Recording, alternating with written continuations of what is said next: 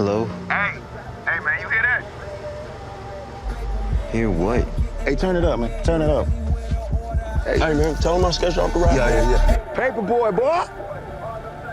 Hey, I'm Christopher John Farley, a senior editor with the Wall Street Journal. Today our guest is Brian Tyree Henry. He's the star of the FX series Atlanta. For people who haven't been watching, tell them who you play and what the show's about. I play Alfred Paper Boi Miles, who is an up-and-coming rapper in Atlanta, born and bred in Atlanta, and he's the cousin to Earn, played by Donald Glover, and Earn wants to be my manager. He feels like my single is fire in the streets right now, so he's like, let's try to get you some paper. Is your client working with anyone on the TV side? My client's interested in anything that pays money. Now, what I find interesting is that your manager, Earn, in real life, Donald Glover is actually a rapper. One of the best. And your right-hand man on the show, he also is a rapper. You're the only one of the main trio on the show who's not a real rapper in real life. Well, how does that work? I mean, like, I love hip hop. So at the end of the day, playing Alfred was really great because I really respect Gambino's game and the rap game because he's just really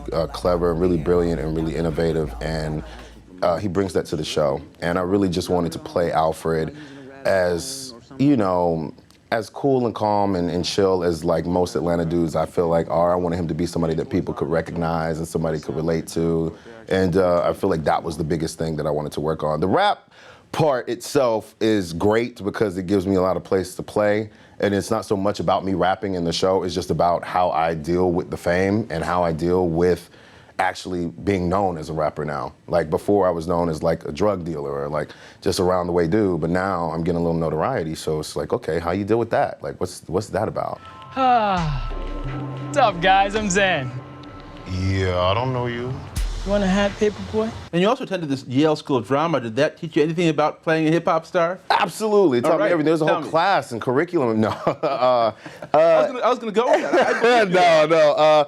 Yale was very one of the best moments of my life. Also one of the hardest because you're going to one of the most prestigious acting institutions in the country, and they're giving you a lot of tools to go out and learn. Like you had to learn Shakespeare and dialects and Alexander technique and voice and all these things to activate yourself as an actor. Like, it's more than what's on the page. It's who you are in the world and how you want to present yourself. And you need to know certain things. And the best part about Yale was just the community. I learned about community, which is the most important thing I feel in the acting profession, is to create a community that reflects you back to you, And it was great. I feel like there was a kind of huge transition that happened at Yale with our chair, Ron Van Loo, who is like just the most amazing man in the world.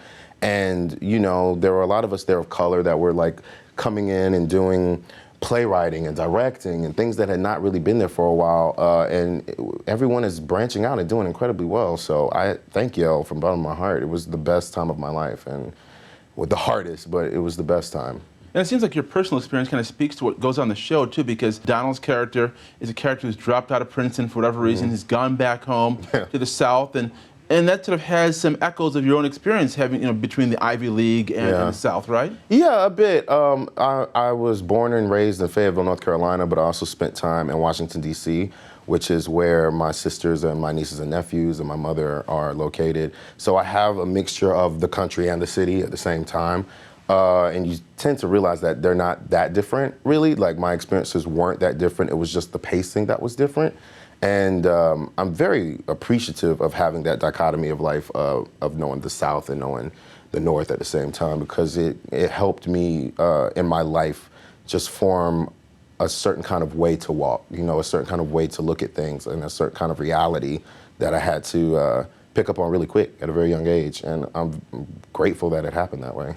Now, why do you think the show has struck a nerve? Why do you think it has brought in so many fans? What about it do you think that is fresh in terms of the TV landscape? I feel like people have these different experiences of what they think Atlanta is. We have so many reality shows that are about Atlanta. You've got Little Women, you've got Housewives, you've got hip hop, but there's never really stories that come out of Atlanta. There's never really this atmosphere where you feel like you can really get to know who the people really are, or whatever their struggles may be, or whatever their upbringing may be. And I feel like Atlanta brings this kind of nuanced storytelling to just say, like, this is just our day. This is just what we do when we get up and get out of bed. What is it to make it? You know what I mean? Everyone is talking about struggles lately, and Lord knows that they are very apparent and very there, but it's always left out how you get through them. And so I feel like Atlanta is bringing this show with three men of color, who are all from different walks of life, but realize that they're all connected in this way in this city. And I feel like it turns the scope. It turns the scope around on the viewer as well, because you don't have to necessarily have ever been to Atlanta to feel like you know Atlanta. And we want to just show that and add some levity, add some humor, add some light, but also really like attack these issues that are so prevalent in the world today, especially to people of color. It does have a sharp take on the hip hop community too, in that it doesn't paint it as so glamorous. I mean, your character, like in the last episode, talks about the fact that there's no money in the rap game, and this is a job to him. He's not doing this necessarily for fame and fortune. He's doing it just as a sort of 9 to 5 to pay the bills, to get himself off the ground. Talk to me a bit about that. I mean, hip hop has evolved, is one of the genres of music that I feel has evolved in such a huge way, and started as a form of revolution. It started as a form of having to speak our minds in a way that we were really refrained from, we were held back from speaking, So I feel it's the best art of storytelling. It's one of my favorite songs from Outkast, Atlanta-based, art of storytelling, because there weren't many venues for us to tell our stories and to be played on radios across the country in the landlocked states and, so I feel like hip hop has created and is still creating these different areas where the people who feel like they're outsiders or the people who feel like their stories aren't being heard, hip hop provides that, and it changes all the time, and it can get quirky, but it's always got its finger on the pulse of what's happening in the streets like now and what's going on now. Any chance you would record a whole album as Paper Boi and release that? That would be the dream, right? Like, I would love to have an album out. I don't know if I should do rap. I would like to do like a weird mesh, like a weird singing / rap. Well, that's mostly what rap is now. Yeah, that's what Drake does. I mean, I don't know if I could do the Drake thing, but I would like to do some music, I think. I hope I can say that without regretting it. But I think it's possible. I think I could do it. Paper Boi's got to, stay relevant, you know what I mean?